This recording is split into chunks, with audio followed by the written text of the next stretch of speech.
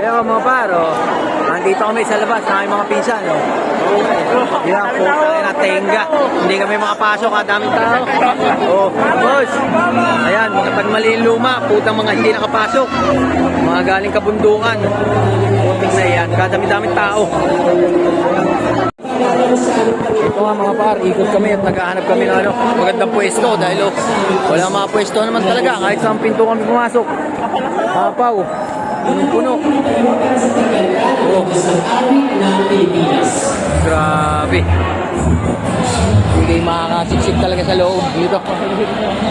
Sablay.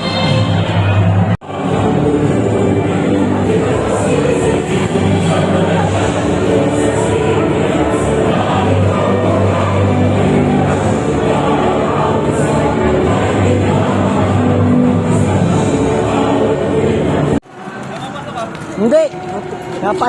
Mahirap sumingit eh. Kaya nga, ikot na nga ako doon pag ganito ulit. Putik mo yan. Yo mga par, putik, grabe.